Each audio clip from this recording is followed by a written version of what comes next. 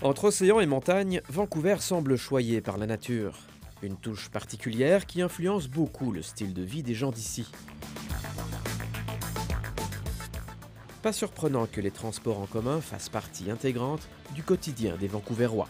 Ceux qui vivent ici très vite découvrent que on peut faire toutes sortes de choses très facilement en utilisant les transports en commun.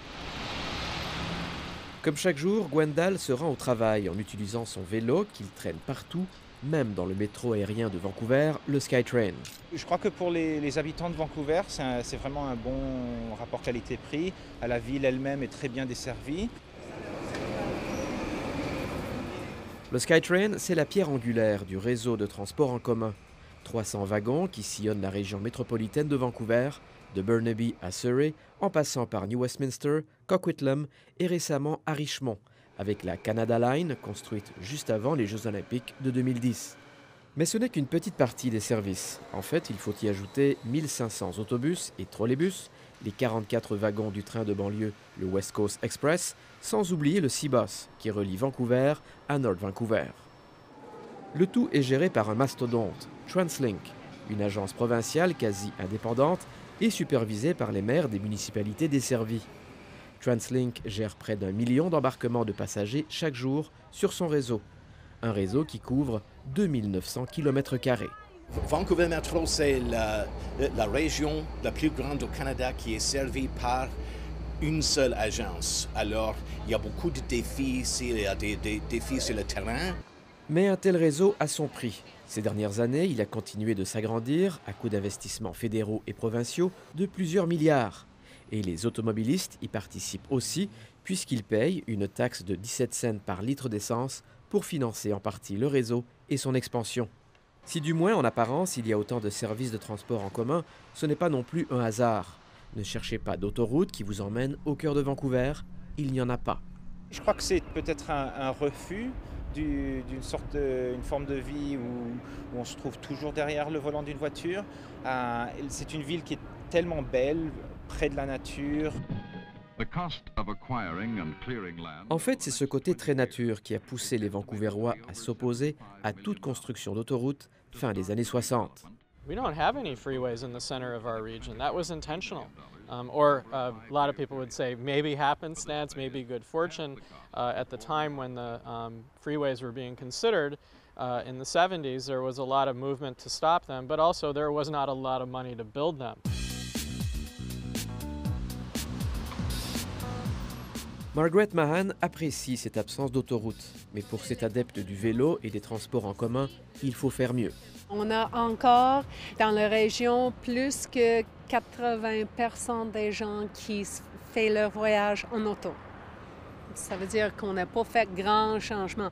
Au sein de son organisme qui milite pour l'utilisation optimale du transport en commun et des moyens de locomotion autres que la voiture, elle déplore les limites du réseau de TransLink.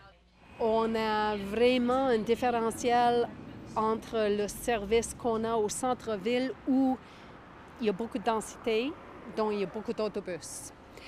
Surrey, Richmond, Langley, Delta, White Rock, Abbotsford, etc., il n'y a pas assez de services et il y a des places où il n'y a presque pas de services. Ça, c'est un problème.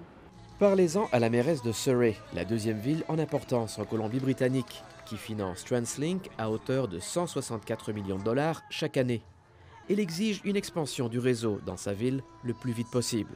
We commit $164 million a year to TransLink, so it's important that those dollars flow south of Fraser now.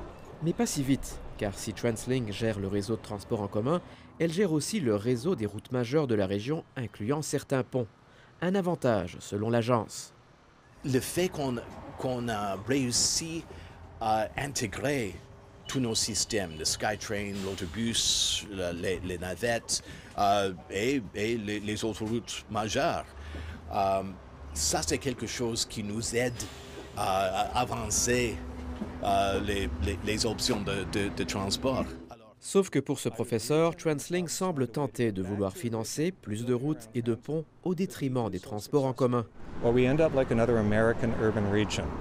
Avec un système parfois engorgé, le manque de ressources risque de faire perdre l'avantage dont jouit Vancouver.